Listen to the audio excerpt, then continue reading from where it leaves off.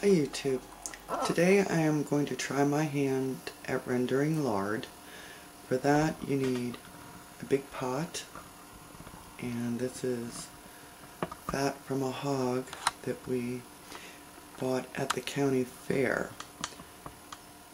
It's nice to know that it was raised in a happy, healthy way, and when we had it butchered I asked them to save me all the fat. So there's that bag and that bag. I'm not sure exactly how many pounds total that gives me, but I think I have my work cut out for me, and we'll see what I get. I'll be back to show you the process.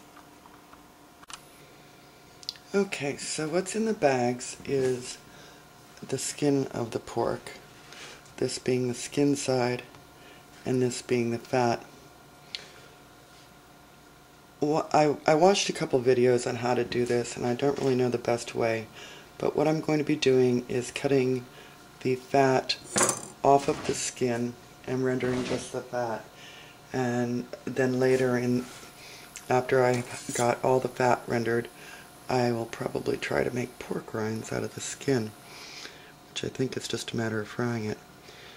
Anyway, the way I saw it, of course this guy was much more of a chef than me, but he basically held it flat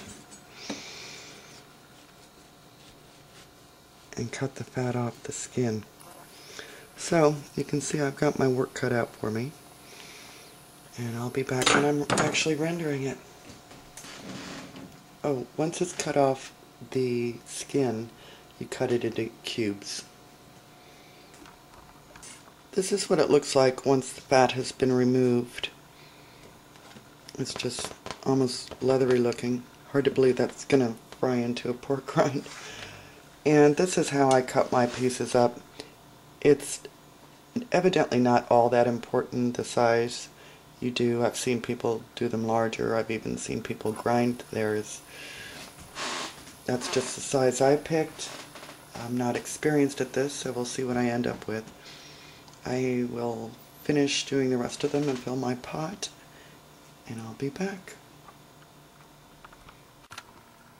Okay, I've been at this a while. My pot's getting pretty full, but I just wanted to show you part of what was in here was not just the fat on the skin, but also fat surrounding the kidney. I should have shown you before I cleaned it up, but it's a big sheet of fat, and it's actually supposed to be the best for making lard because it's very clear, I guess. It's not really clear, but I mean very white and thick with the fat. I don't know what to do with a kidney. I've never cooked one before, so this is going to be a dog treat. But if anybody out there knows what I should do with that and how it tastes, let me know.